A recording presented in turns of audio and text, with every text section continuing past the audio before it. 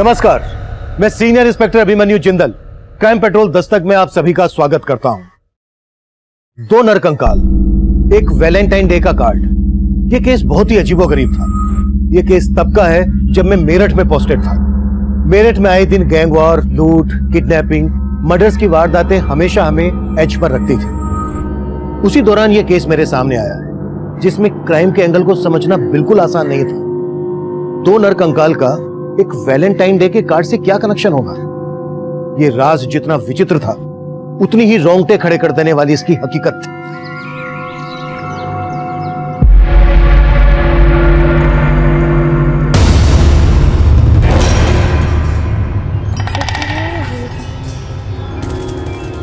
क्या हुआ माँ?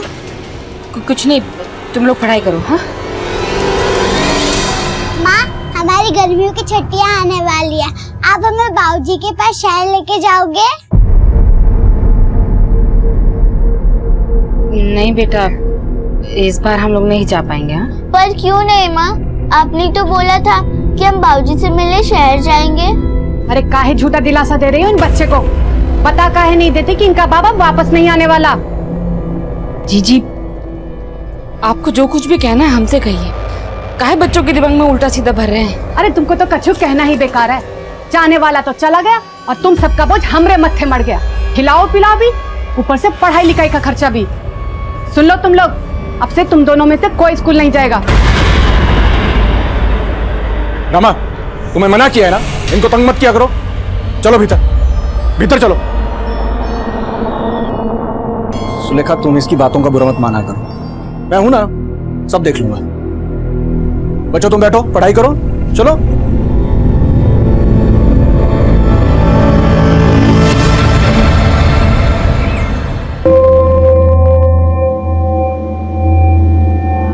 अब तुम्हारी बारी। अच्छा, तो इसलिए मुझे मार्केट भेज रहे थे ताकि इस नौकरानी के साथ रंगरलियां मना सको। कमरा साफ करने के लिए आई थी। सब समझती हूँ मैं। और तू चल निकल मेरे घर से, निकल।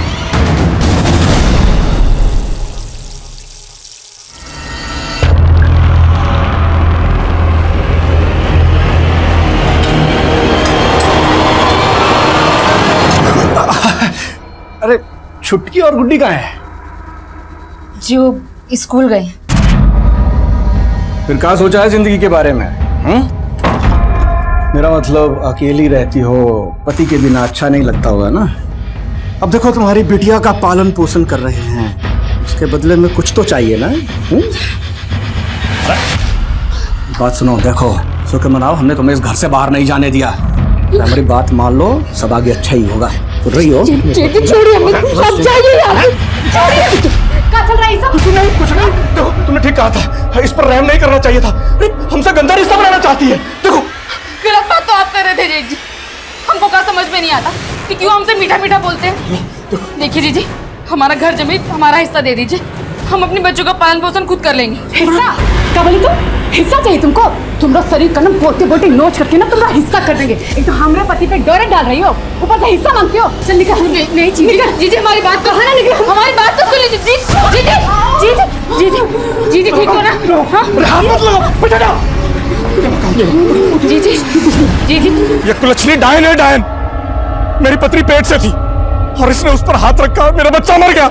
इसने मेरे भाई की जिंदगी भी खराब की है। मैं कहता हूँ पूरे गांव पे शाप है, ये शाप है। हाँ सरपंच साहब, ये हमारे घर आई तो हमारा बच्चा बीमार पड़ गया। हाँ, इन्होंने मेरी गाय को छुआ, गाय ने दूध देना बंद कर दिया। हाँ सरपंच साहब, ये डायन है, डायन। आप लोग शांत हो जाइए। पंचायत अपना फैसला सुनाती है। आज से अवध सिंह की पत्नी सुलेखा खा इस गांव में हुक्का पानी बंद किया जाता है। ना ही इसे कोई राशन देगा और ना ही इसकी कोई मदद करेगा। अगर किसी ने इसकी मदद करने की कोशिश की तो उसका भी हुक्का पानी बंद। आने वाले 7 दिनों में अगर यहाँ पर कोई अशुभ घटना हुई तो इस डायन को निर्वस्त्र करके पूरे गांव में घुमाया जाएगा। हाँ बिल्कुल सही फैसला है पंचायत का, बहुत सही फैसला है सरपंच साहब।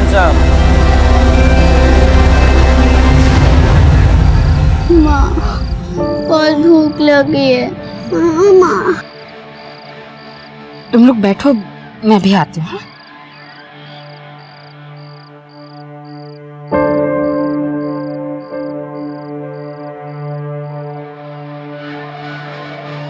ये लो गुड़ का पानी, तुम दोनों थोड़ा थोड़ा पी लो। हाँ लो। माँ गुड़ का पानी नहीं, दाल भात। हाँ माँ। कहाँ से लाऊं तुम लोगों के लिए दाल भात?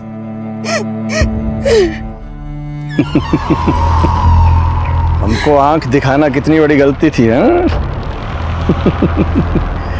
पेट भर रहे थे हम तुम्हारा, और तुमने तो अपने पांव पे ही कुल्हाड़ी मार दी। तो अब भी चाहे ना तो मैं तेरा और तेरे बच्चों का पेट भर सकता हूं।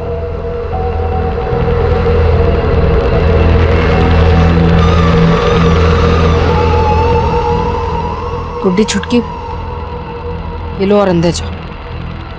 जाओ।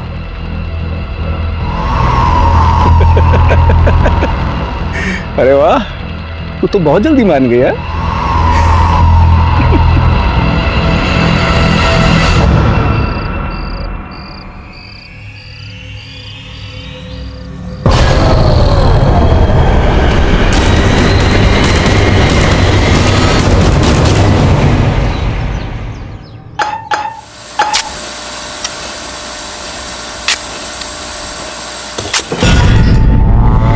ठेकेदार साहब, क्या हुआ? ये देखिए हड्डी।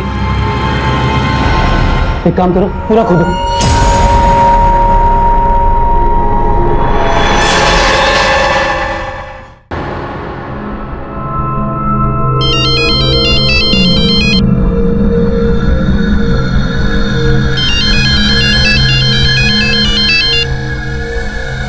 क्या हुआ? क्यों बार बार फोन कर रहे हैं? सर यहाँ बेडरूम के फर्श के नीचे खुदाई कर रहे थे तो 2 नर कंकाल निकले। क्या? अरे अकल की बैगन, तुझे कहा किसने था बेडरूम खोदने के लिए? अब सर टाइल्स लगवाना है और वायरिंग फिटिंग करनी है तो खुदाई तो करनी पड़ेगी ना। अभी किसी को कुछ पता नहीं चलना चाहिए। सर आप फोन नहीं उठा रहे थे तो मैंने पुलिस को कॉल कर दिया।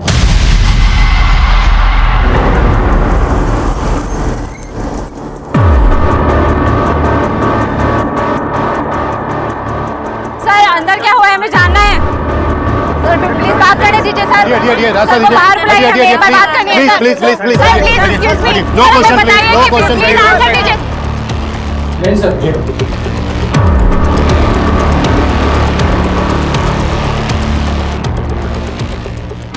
सर इस घर का मालिक मनोहर लाल है, और इस घर में जो ठेकेदार काम कर रहा है उसी ने मनोहर लाल को इन्फॉर्म किया था। देखो कुछ मिलता है के अंदर। सर घड़ी।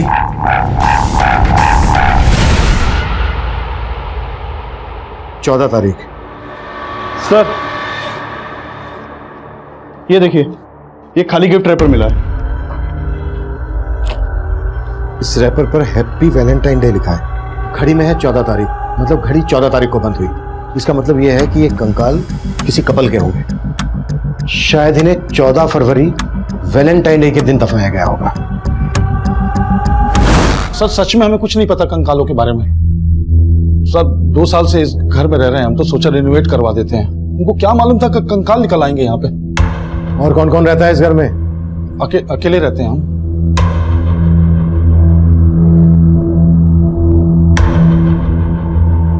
राठी, जिनके कंकाल है उन्हें कितने समय पहले दफनाया गया होगा? अभी ये बात बताना मुश्किल है सर, लेकिन पेल्विस को देख के लगता है कि एक स्केलेटन मेल है और एक फीमेल। सर किसी भी बॉडी को 1 साल दफनाने के बाद वो कंकाल में बदल जाती है। Thank you. राना, इस मनोहर लाल की कुंडली निकालो।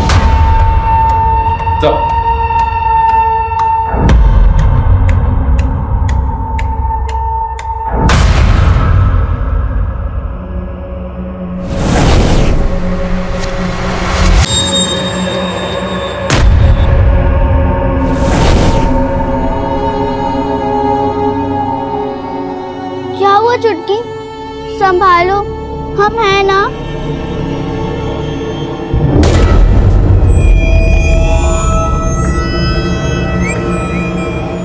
सर इस मकान की खुदाई में हमें 2 तरह के कंक्रीट मिले। एक जो इस मकान की कंस्ट्रक्शन के टाइम पे यूज हुआ और एक उसके बाद का। मतलब ये हत्याएं इस मकान के कंस्ट्रक्शन के बाद हुई हैं, जब ये मकान बन चुका है। Yes sir. उसके बाद बेडरूम में गड्ढा खोदकर इन लाशों को दफना दिया गया, और उसके बाद कंक्रीट और टाइल से उसको कवर कर दिया गया। शर्मा, पता करो ये मकान कब बना था। कंकाल के साथ जो हमें हैप्पी वैलेंटाइन डे लिखा हुआ रैपर मिला है और 14 तारीख को बंद हुई घड़ी मिली है। 14 फरवरी और उसके आसपास की जितनी भी मिसिंग कंप्लेन है आसपास के सभी थानों में पता कर। आवाज लग रही है डियर आसू, बिजलियां गिराने का इरादा है। तुम्हारे लिए गिफ्ट लेकर आया हूं, ये पर इसे यहां मत खोलना, घर जाके। एक मिनट, एक अर्जेंट फोन है, हाँ तो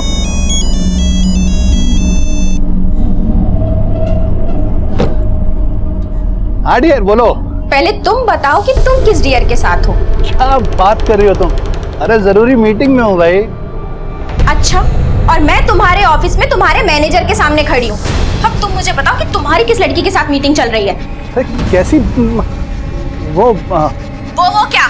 अगर 15 मिनट में तुम घर नहीं पहुँचे तो वहीं आकर तुम्हें और उस लड़की को जान से मार डालूंगी, समझे? अरे मनोहर की वाइफ रीमा गायब है?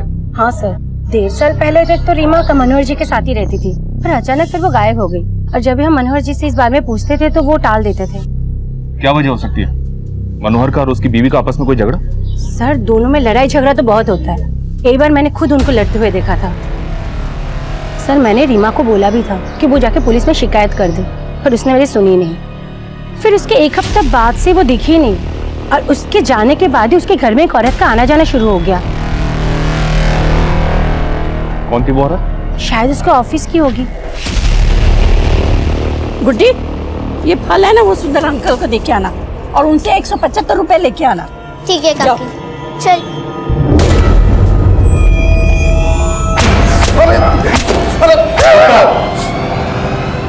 चल, मजा शुरू।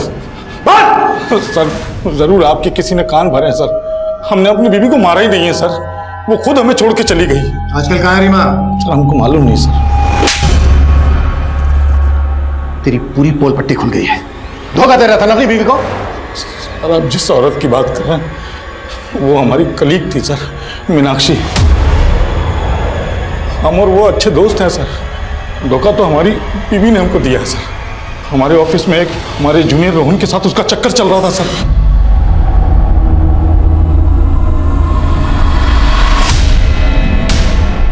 इसलिए तूने रीमा और रोहन को मारकर उस मकान के नीचे काट दिया, तो कंकाल मिले हमें वहां से। अब ये बोल, मीनाक्षी भी इसमें इन्वॉल्व थी?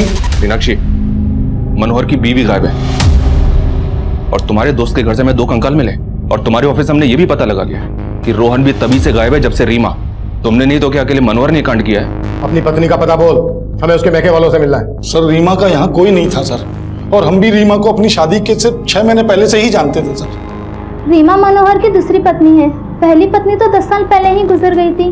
2 साल पहले ही रीमा और मनोहर ने शादी की थी।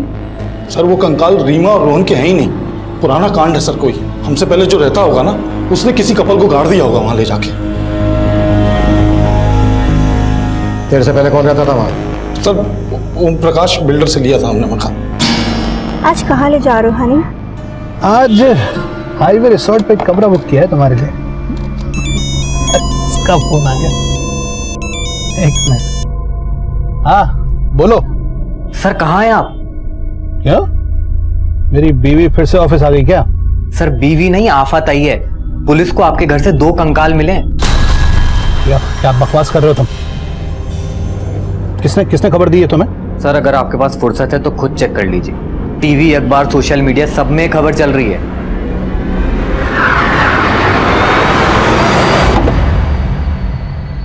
रुक, पैसे लेके आता हूं।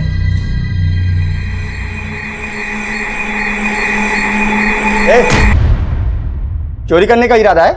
नहीं अंकल। अंकल की बच्ची, बताओ तेरे मालकिन को। मैंने तुम पे भरोसा किया और मुझे ये क्या सुनने को मिल रहा है? तुम चोरी कर रही थी? नहीं काकी। मैं कम इन सर? यस कम इन। सर, मैं रजिस्ट्रार ऑफिस में रजिस्ट्रार से मिला था, तो पता चला कि वो मकान 10 साल पहले बनाया गया था, और सबसे पहले वो मकान ओम प्रकाश नाम के बिल्डर ने बनाया था। सर, ये ओम प्रकाश। सर, ओम प्रकाश ने ये मकान मोहन राकेश को बेच दिया था, और फिर 1 साल बाद इसने मोहन राकेश से वो मकान दोबारा खरीद लिया, और सर ओम प्रकाश ने कुछ महीने बाद वो मकान वापस बेच दिया मनोहर लाल को। और सर, गौर करने वाली बात यह है कि ओम प्रकाश ने रीसेल में जिस दाम पे ये मकान खरीदा था उससे कम में उसे बेचा। एक बिल्डर अपने ही बनाए हुए मकान को कम कीमत पर क्यों बेचे?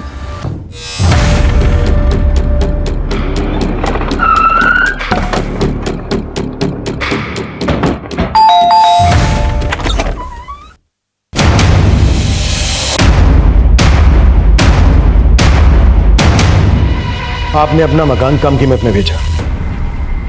ऐसा होता नहीं है कि कोई बिल्डर खुद की बनाई हुई प्रॉपर्टी नुकसान में बेचे। नहीं नहीं, वैसी बात नहीं है सर। क्या है, मेरे को फैमिली के लिए थोड़ा बड़ा घर चाहिए था, इसलिए मैंने वो घर निकाल दिया। बाकी और कोई बात नहीं है सर। कहीं ऐसा तो नहीं है कि कम कीमत में इसलिए बेचा क्योंकि दो लाशें दफन थी जमीन के नीचे, उस कपल को मार के गाड़ दिया? कौन थे वो लोग जिनके कंकाल मिले हमें? सर ये आप क्या कह रहे हैं? मुझे कुछ भी पता नहीं है सर। मैंने वो मकान बनवाया जरूर था, लेकिन मैं कभी रहने के लिए नहीं गया। मैंने वो मकान मोहन राकेश को बेचा था सर। वो हापुड़ में रहता है। बाद में उसको वो मकान दोबारा बेचना था तो मैंने खरीद लिया सर। ये लीजिए, बाकी मैं ट्रांसफर कर दूंगा। सर वो दोनों नरकंकाल किसके थे मुझे नहीं पता है सर। हो सकता है सर वो मोहन राकेश ने कोई कांड किया हो। वो हापुड़ में रहता है सर। वो हम पता कर लेंगे, लेकिन बिना हमसे पूछे शहर से बाहर नहीं जाऊंगा। नहीं, बिल्कुल नहीं जाऊंगा सर।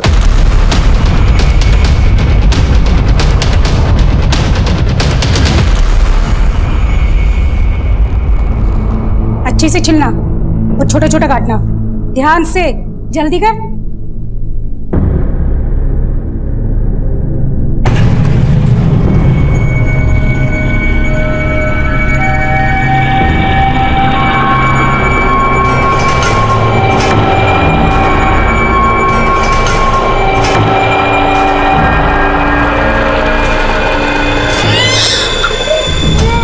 नन्हे, क्या हुआ?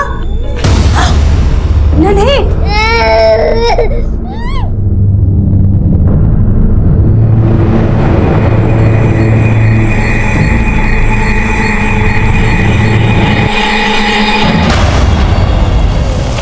सर वो घर मैंने 2010 में खरीदा था। फिर मेरा मुंबई में ट्रांसफर हो गया।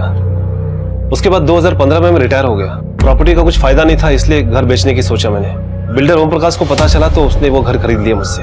तब से लेके आज तक मैं अपने बेटे के साथ हापुड़ में रह रहा हूँ। कहीं ऐसा तो नहीं है कि पहले 2 लाशें दफन कर दी और उसके बाद घर बेच दिया? नहीं सर, कुछ समय के लिए मैंने वो घर किराए पर दिया था एक रिटायर आर्मी वाले को। चंदन सिंह नाम था उसका। आप घर की बिल्कुल फिक्र ना करें, अपने घर की तरह हिफाजत करूंगा।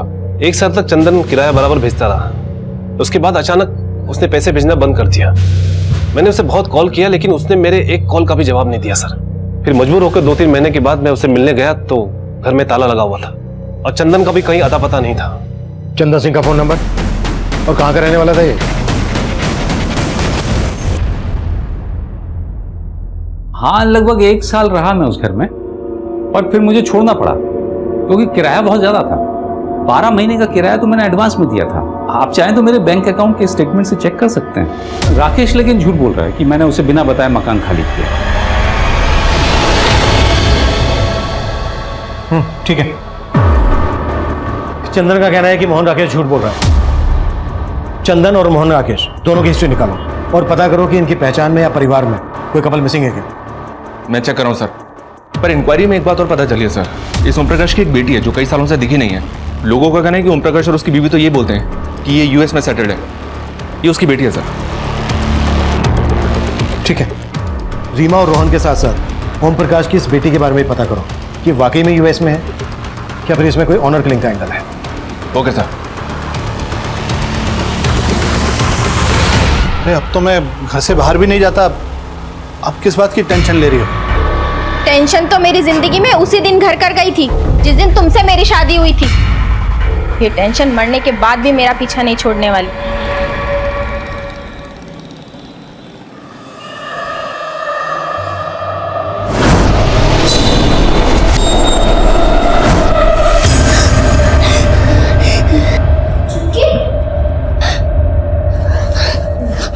क्या हुआ चुटकी? फिर से वही सपना देखो? चुटकी चुप हो जा। चुटकी कुछ नहीं हुआ। क्या हो रहा है ये? कुछ नहीं, वो बच्चे ने भयानक सपना देखा।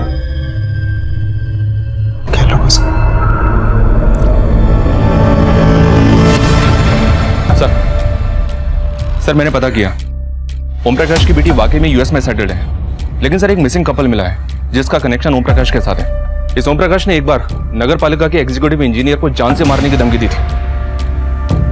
ये देखिए सर, ये वो इंजीनियर है, इसका नाम प्रताप है। इसने एफआईआर भी करवाई थी, लेकिन एफआईआर के चंद दिनों बाद ही प्रताप और उसकी पत्नी प्रीति दोनों लापता हो गए और उस केस का प्राइम सस्पेक्ट ये ओम प्रकाश ही था।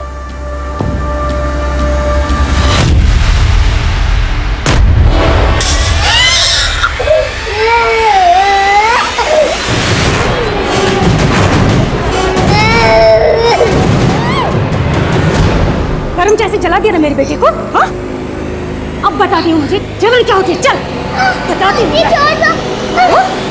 हाँ, जलाया ना मेरे बेटे को, जलाया ना। अब देख क्या करती है। मेरी बहन को मारेगी तू? भाग चुटकी, जल्दी कर। रुक बुढ़ी, रुक। तू जानबूझ के टकराया था ना मुझसे? सच में जला दूं? देखो, अगर नन्ही के साथ कुछ किया ना तो मैं तुम दोनों को अंदर करवा दूंगी।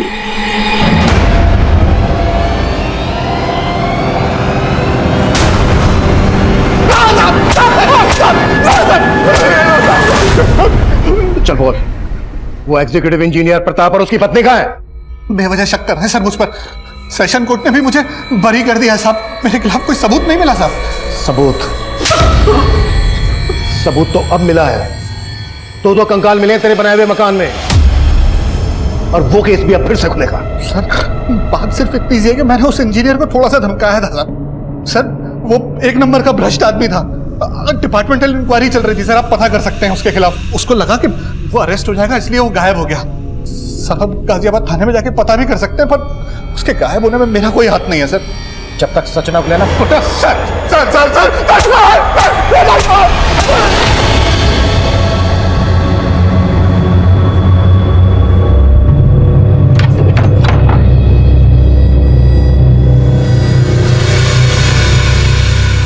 नन्हे बेटा, क्या हुआ बेटा? हाँ नन्हे, क्या हुआ बेटा?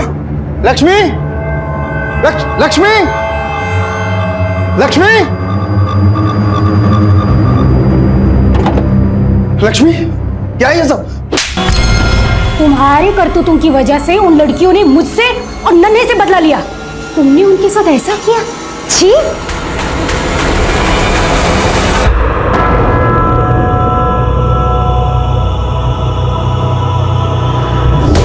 ए, रुको!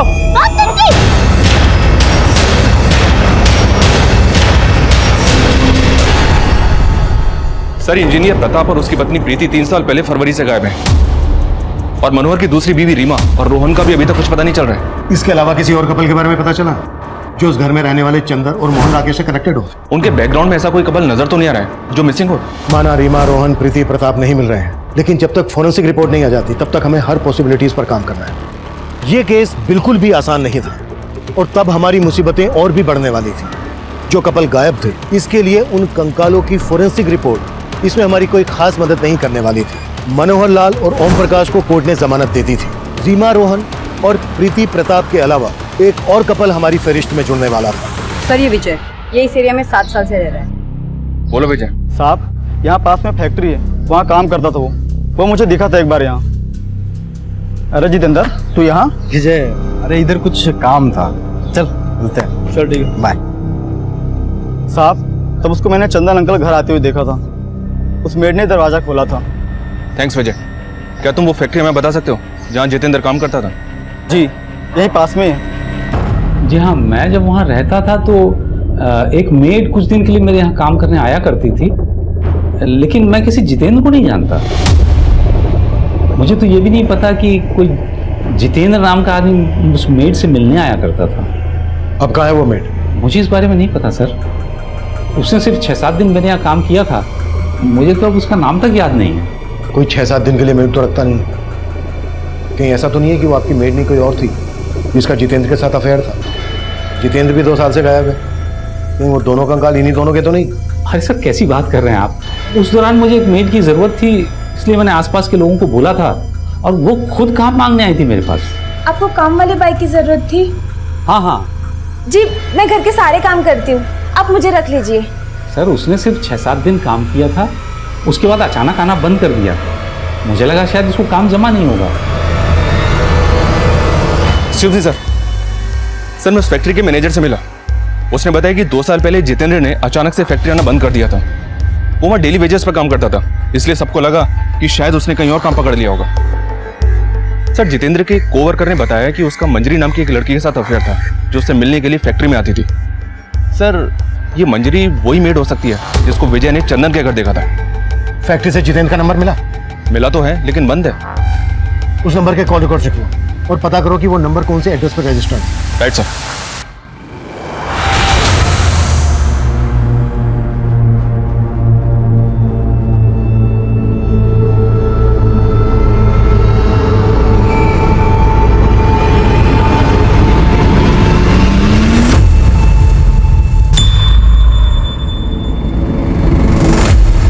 मैं कम सर? यस कम इन। सर जितेंद्र का नंबर पिछले 2 साल से बंद है। उसके मोबाइल सर्विस प्रोवाइडर से उसका फोटो भी मिला है। ये नंबर मथुरा के एड्रेस पर रजिस्टर्ड था।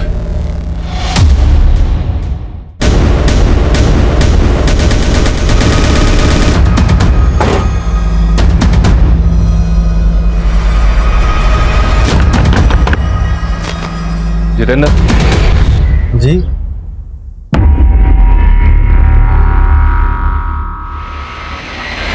हाँ साहब, मैंने ही चंदन अंकल के यहाँ काम किया था। तुम्हारा नाम? जी मंजरी। तुम मेरठ में कहाँ रहती थी? जी वो संगम नगर है ना, बस वहीं पे। जितेंद्र तुम्हारा मोबाइल पिछले 2 साल से बंद है, यूं अचानक से मेरठ से मथुरा?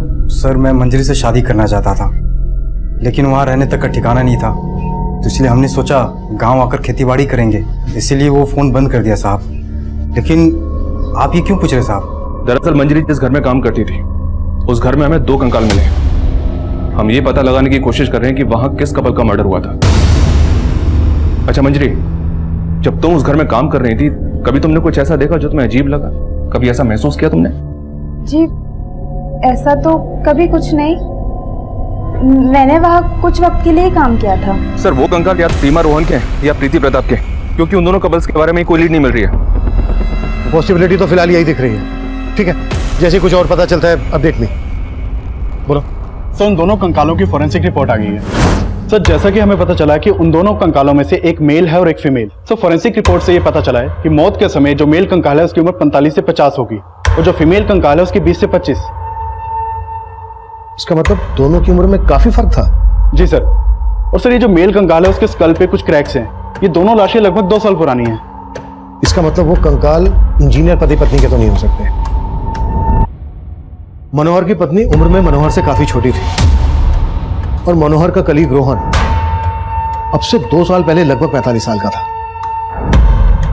इसका मतलब वो कपल रोहन और रीमा हो सकता है।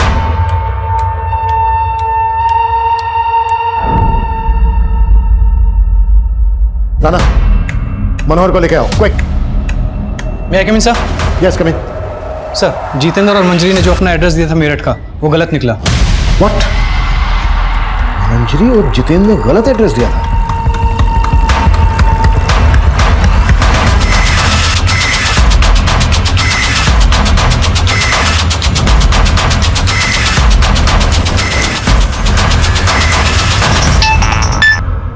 हेलो सर मनोहर गायब है, ना ऑफिस में है ना घर में है, और अपना फोन भी बंद कर रखा उसने। व्हाट? मंजरी और जितेंद्र भी गायब है? हाँ सर, पड़ोसी ने सुबह उन्हें बैगेज के साथ जाते हुए देखा है। उन दोनों के करंट फोन नंबर्स भी बंद हैं। इनकी एक डिटेल चाहिए मुझे। पता करो कि मनोहर के साथ इनका क्या कनेक्शन है। Okay sir. माना मंजरी और जितेंद्र की इंटेंशन हम पहले नहीं समझ पाए, लेकिन ये मनोहर हमारी नाक के नीचे से कैसे गायब हो गया? कैसे भी करके मनोहर मुझे अंदर चाहिए, कहीं से भी खोद के निकालो उसे, लेकिन जल्दी। सर मंजरी और जितेंद्र को पहले हम विक्टिम मान रहे थे, लेकिन ये तो खिलाड़ी निकले। मंजरी चंदन के यहां पर मेट थी। हो सकता है मंजरी ने जितेंद्र के साथ मिलकर चंदन के एब्सेंस में ये कांड किया हो। आई फील मनोहर का भी इन दोनों के साथ कनेक्शन होगा। इन सब के पिछले 2 साल पुराने कॉल रिकॉर्ड्स निकलवाओ जल्दी। सर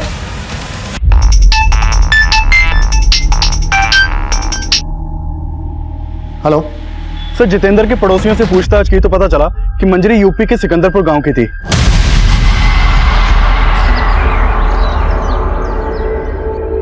मंजरी को यहाँ गांव में पहले गुड्डी बुलाते थे।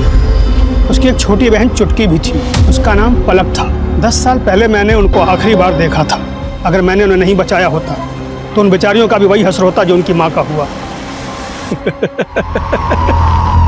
अरे वाह, तू तो बहुत जल्दी मान गया। वो हमारा सिर्फ दाना पानी बंद करवा सकता है, अपनी वासना की भूख नहीं मिटा सकता, समझो? जिंदा नहीं छोड़ोगे।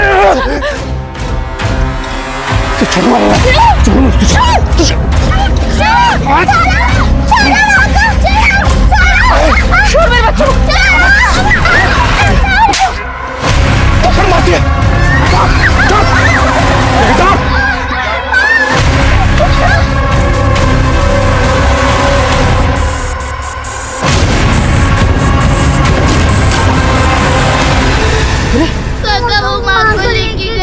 चिंता मत करो, मैं हूं ना, मैं हूं तुम्हारे साथ। चलो आ जाओ, चलो।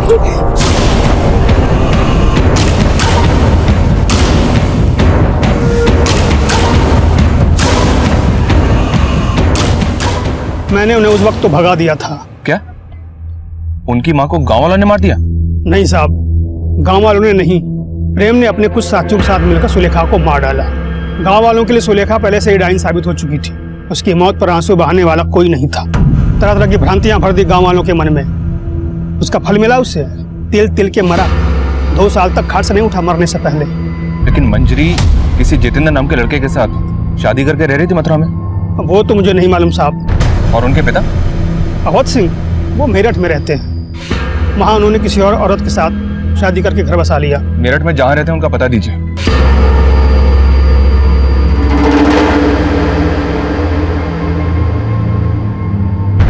अपनी माँ की हत्या के बाद वो शहर चली आई थी। उन्हें तो ये भी नहीं मालूम था कि मैं यहाँ रहता था। उनके पास मेरा एक फोटो था बस। फिर एक फल बेचने वाली औरत की मदद से उन्होंने मेरा पता लगा लिया। ये मेरी सेकंड वाइफ है, लक्ष्मी। मैंने इन्हें भी नहीं बताया था कि मैं पहले से शादीशुदा था। मैं उन दोनों को घर में नौकरानी बना कर ले आया था और वो ये बर्दाश्त नहीं कर पाए कि उनकी माँ का हक मैंने लक्ष्मी को दिया और उनका हक नन्हे को। फिर एक दिन गुस्से में उन्होंने लक्ष्मी को सब कुछ बता दिया। दरवाजा खोल। तुम ही हो कारण जिसके वजह से हमारे बाबूजी ने हमारी माँ को छोड़ा था। क्या? ये क्या कह रही हो तुम? हाँ, वो सिर्फ नन्हे के नहीं, वो हमारे भी बाबूजी है। और तुम हमें नौकरों की तरह मारती हो, लेकिन अब नहीं सहेंगे हम। अब हम नन्हे को मारेंगे। प्लीज मेरी बात सुन। इसमें नन्हे की क्या गलती है? मैं तो खुद भी नहीं जानती थी कि वो तुम्हारे भी बाबूजी है। प्लीज बेटा, नन्हे के साथ कुछ मत करना। वो दोनों पिघल गई थी। कसूर उनका नहीं, इनका था। मैंने तो फिर भी इनको माफ कर दिया, लेकिन वो शायद कभी इनको नहीं माफ करेंगे। इस वक्त कहाँ हैं दोनों बहनें? सर वो तो उसी दिन चली गई थी और उसके बाद लौट के घर वापस नहीं आई। कहीं ऐसा तो नहीं है कि आप जानते हैं मंजरी कहाँ है और जानबूझकर हमें नहीं बता रहे हैं? सर हमें कुछ नहीं पता। हम सच में आपसे कुछ नहीं छुपा रहे।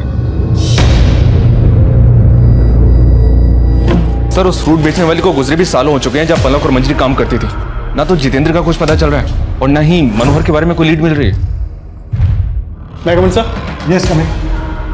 सर मंजरी 2 साल से जितेंद्र के साथ जहां रह रही थी वहां कभी किसी ने पलक को नहीं देखा। और जितेंद्र के पड़ोसियों को तो ये तक पता नहीं कि मंजरी की कोई छोटी बहन भी है। इसका मतलब मंजरी के साथ साथ उसकी छोटी बहन पलक भी 2 साल से गायब है। गायब तो मनोहर भी है सर, और उससे हमें उसकी पत्नी रीमा के बैकग्राउंड का पता नहीं चला। तुम कहना चाह रहे हो कि पलक ही रीमा है और पलक नाम बदलकर मनोहर की जिंदगी में आई।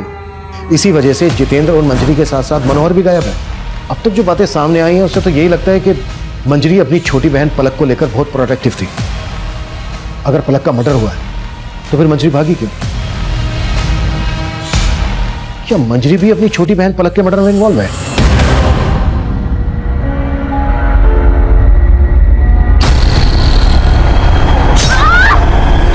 सर हमने मनोहर, चंदन, जितेंद्र और मंजरी के 2 साल पुराने कॉल रिकॉर्ड्स निकाले। मनोहर का जितेंद्र और मंजरी के साथ तो कोई कनेक्शन नहीं मिला है, लेकिन चंदन, जितेंद्र और मंजरी के कॉल रिकॉर्ड्स में एक कॉमन नंबर मिला है। वो नंबर किसी सोनलाल का है। ये सोनलाल है सर, और इसका फोन भी 2 साल से बंद है।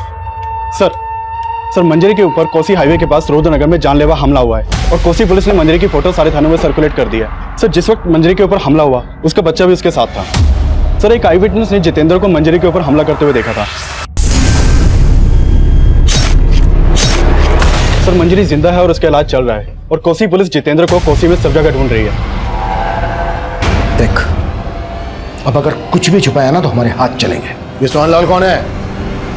और ये रीमा मंजरी की छोटी बहन पलक है ना? नहीं सर, ये पलक नहीं है। सर कोसी पुलिस ने जितेंद्र को अरेस्ट कर लिया है।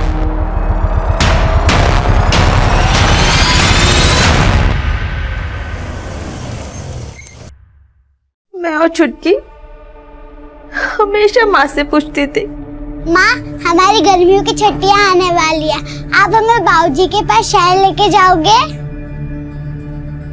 लेकिन माँ कोई ना कोई बहाना बना के बाहर डाल लेती थी। तब हमें समझ नहीं आता था माँ बाबूजी की बेवफाई की सजा काट रही थी और मेरे ताऊ तो मेरे बाबूजी से भी गई गुजर निकले।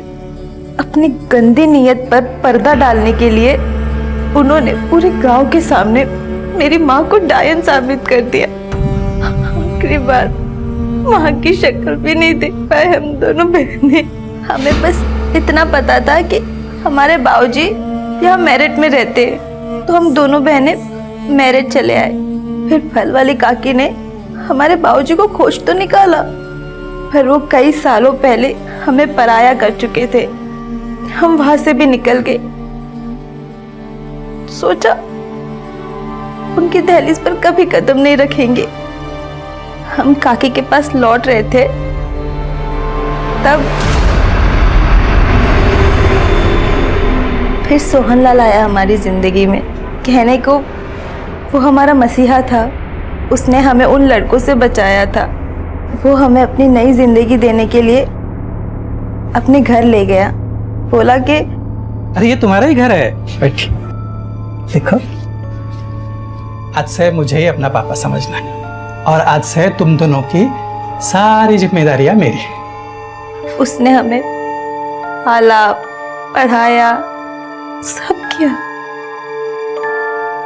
लेकिन उसकी नीयत डोलने में वक्त नहीं लगा। जिंदगी जैसे तैसे कट रही थी। फिर जितेंद्र हमारी जिंदगी में आया। मैं मंजरी के लिए किसी हद तक जा सकता था साहब, लेकिन तब तक उसने बताया नहीं कि उसका मुंह बोला बाप सोहनलाल उसका रेप करता था। सिर्फ सोहनलाल ही नहीं, उसका दोस्त चंदन भी।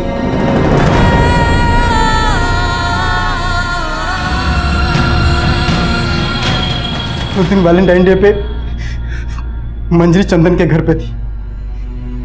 मैं वहां उसको विश करने गया था साहब। Happy Valentine day.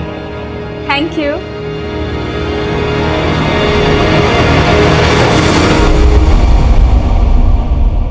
ये क्या हो रहा है मेरे घर पे?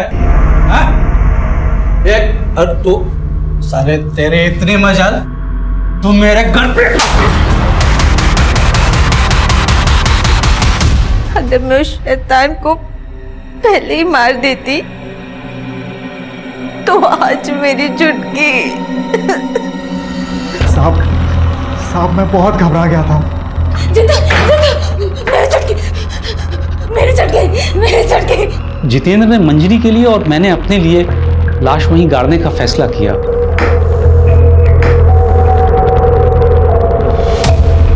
जब माँ गई तो एक छुटकी ही थी।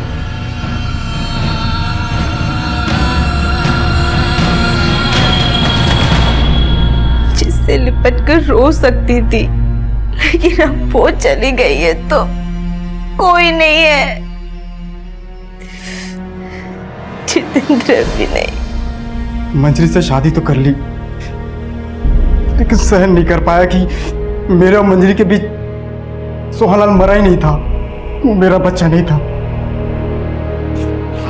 वो सोहनलाल का बच्चा था साहब।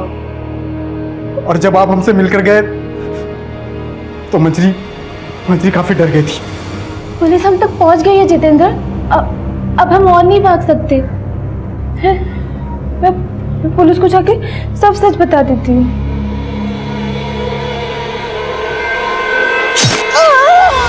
मर जाती तो जरूर पछतावा होता साहब। अगर अभी कोई पछतावा नहीं है, जिंदगी ने जो दिया है सब कुछ आपके सामने रख दिया। बस इतनी सी गुजारिश है कि मेरी बेटी वो बने जो मेरी और मेरी छुटकी की किस्मत में नहीं था।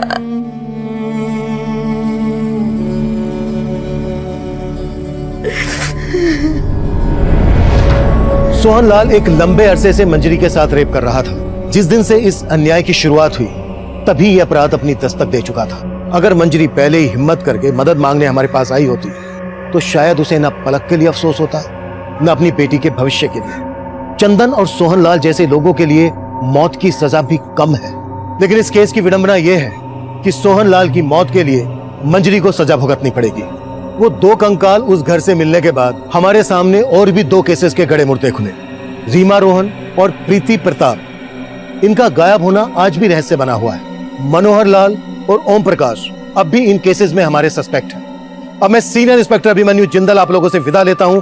आपसे फिर मुलाकात होगी एक नए केस के साथ। स्वस्थ रहिए, सतर्क रहिए और देखते रहिए क्राइम पेट्रोल दस्तक। मकसद बताना नहीं, बचाना है।